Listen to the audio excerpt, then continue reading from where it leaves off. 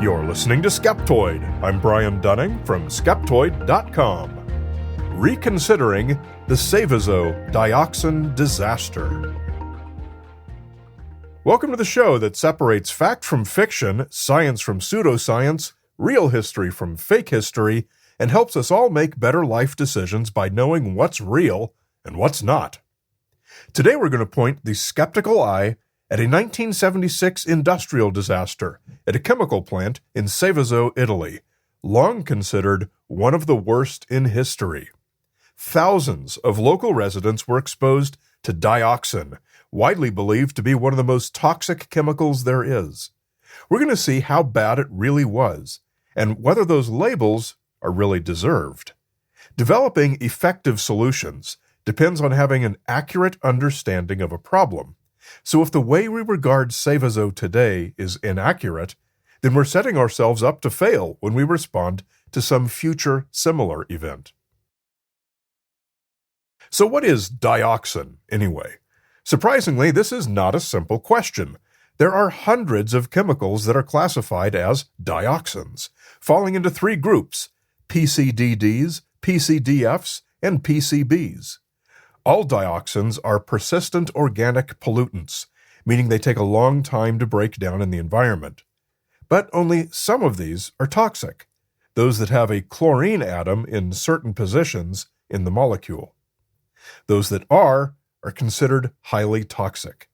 They're produced as unwanted byproducts during some chemical production processes, including the manufacturing of some herbicides. But they're also produced naturally by combustion, such as forest fires and volcanic eruptions. Thus, they are and always will be found throughout the environment. About 90% of human exposure is via the consumption of animal fats, basically meat and dairy. Dioxin stays in the fat of the animals and of the people who eat them, where its half-life can be up to a decade. Since much of this dioxin in the environment comes from natural sources, it's impossible for us to keep it out. But industry and regulators have been working together to eliminate the human-caused sources for a long time. The dioxin at Seveso was a PCDD called TCDD. I'll spare you the complete chemical name because I don't feel like pronouncing it, and it doesn't matter for our purposes today. TCDD is what's usually meant when we colloquially use the word dioxin. Going forward in this episode, when I say dioxin, I'm referring to TCDD. Dioxin is not good. It's listed as a carcinogen and a cause of birth defects, and about everything else.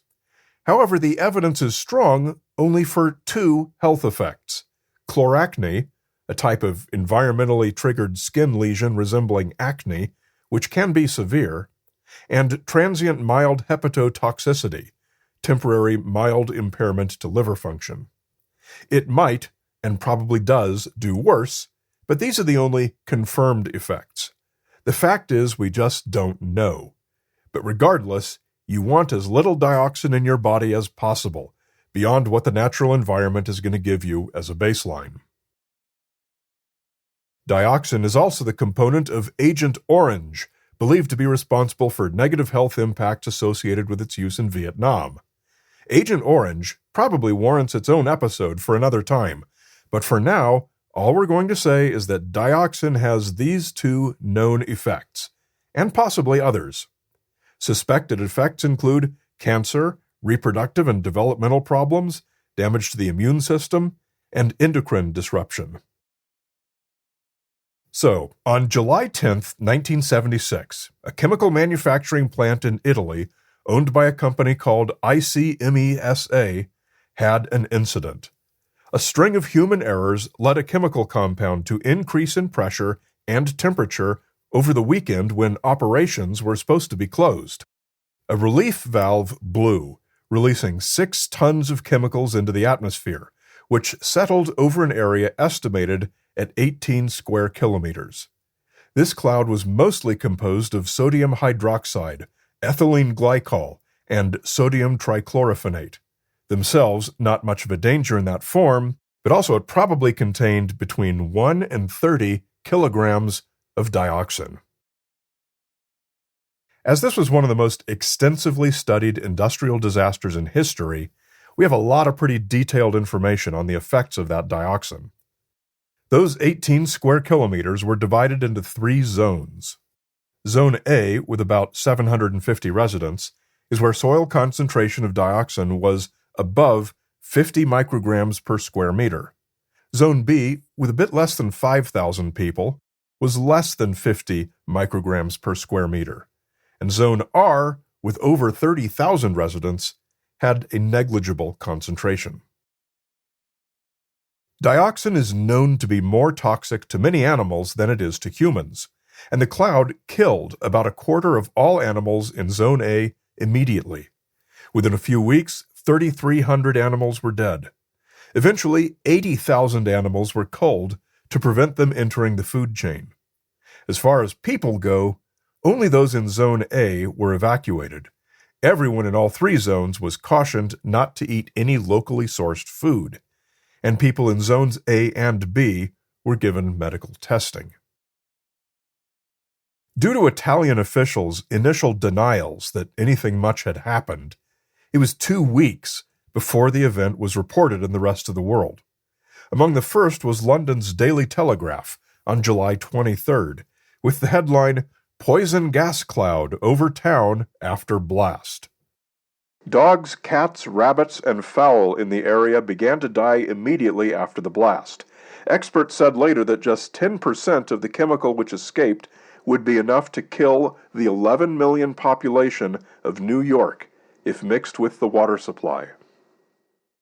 The New York Times didn't report on it until July 29th, with the headline, "20 more evacuated from area in Italy hit by poison." The most significant substance that escaped from the chemical plant was said by an American expert to be dioxin, one of the deadliest chemicals known.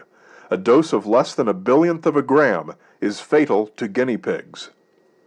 The amount believed to have escaped from the Italian factory is said to be about 4.5 pounds. No one knows what the lethal dose is for human beings, but no one doubts that 4.5 pounds would kill many thousands of people. With such shocking reports, no doubt the actual loss of life must have been enormous. Let's find out. There's a particularly infamous case of dioxin poisoning that you may remember. In September 2004, Ukrainian presidential candidate Viktor Yusenko was poisoned with a massive dose of TCDD dioxin at a dinner event during Ukraine's Orange Revolution. He became severely ill and was hospitalized with 50,000 times as much dioxin in his system as normal. Afterward, his only lasting symptom was severe disfiguring chloracne, making him nearly unrecognizable. The chloracne was so severe that his face scarred, making his altered appearance permanent. Yusenko's case, however, cannot really be compared to Seveso, because he actually ingested a huge amount, while the Seveso victims had skin and inhalation exposure to a far, far lower concentration. Yusenko's case was so uniquely severe that scientific papers were written about him, and he provided tissue samples for years, and his case was instrumental in guiding our knowledge of dioxin's long-term toxicokinetic effects in the body.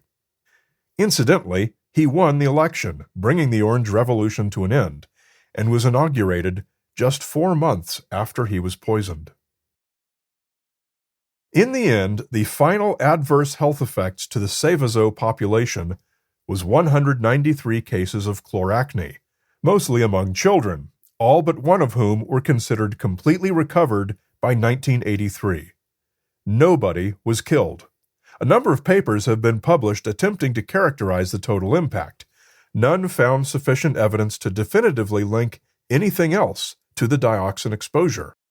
Here's from one such paper. Other reversible early effects noted were peripheral neuropathy and liver enzyme induction. The ascertainment of other possibly severe sequelae of dioxin exposure, e.g. birth defects, was hampered by inadequate information. However, generally, no increased risks were evident. Mortality studies shed some light on the long-term effects. An unusual cardiovascular mortality pattern was reported in the exposed population. Cancer mortality findings after 10 years do not allow firm conclusions to be drawn, but are suggestive of a departure from expectations for certain types of cancer. The ongoing cancer incidence study will further explore these hypotheses. Yet, Seveso made number 8 on Time magazine's 2010 article, "And the Earth Cried, Top 10 Environmental Disasters." Was it an environmental disaster as well as a public health disaster? It doesn't really appear so. The total environmental cleanup consisted of bulldozing tons of soil, debris from demolished homes that were considered the most contaminated, and animal remains into 2 piles covered with concrete, which now form hills in a public park. In addition, 42 barrels containing waste chemicals from the plant and used protective clothing were taken away for incineration. No other cleanup was deemed necessary. We should note that Time's list also includes 3 Mile Island, the supposed 1979 nuclear disaster in Pennsylvania. In that, nobody was killed or injured, no significant amount of radioactive material escaped, the safety systems functioned as intended, and the plant resumed normal operations. But rather than being showcased as a success story, 3 Mile Island is almost always portrayed as a disaster. Why? Sometimes we tend to have a strange way of categorizing what's a disaster and what's not. 3 Mile Island, which hurt nobody, is usually considered a catastrophe, while the coal power industry, which directly kills hundreds of thousands of people around the world every year from lung cancer, is not. The Texas City disaster of 1947 killed 581 people, yet it's not on the list either. Perhaps we should recalibrate our scale of worst disasters. Quite obviously, when I imply something like, "Hey, Seveso wasn't all that bad, all they got was acne. Look at this list of things that were worse," it sounds incredibly dismissive, almost like I'm speaking in support of the chemical company that caused it. What I'm speaking against, in fact, is the common tendency to have a disproportionate reaction to events that involve scary words, like dioxin, or chemical, or nuclear, when far more harmful events don't have nearly as much cultural influence, simply because they lack the triggering buzzwords. The result is that attention and resources get misallocated. Just think how much better off the world would be if the amount of media and cultural attention given to the Fukushima nuclear meltdown, which produced minimal casualties, was directed instead at the coal power industry, with its ongoing death toll up to perhaps the tens of millions. We are emotional animals, to be sure. The challenge to all of us is to allow data to have the amount of influence on our behavior that it deserves as well. We continue with more on Viktor Yusenko's poisoning and why dioxin causes chloracne in the ad-free and extended premium feed. To access it, become a supporter at skeptoid.com/gopremium.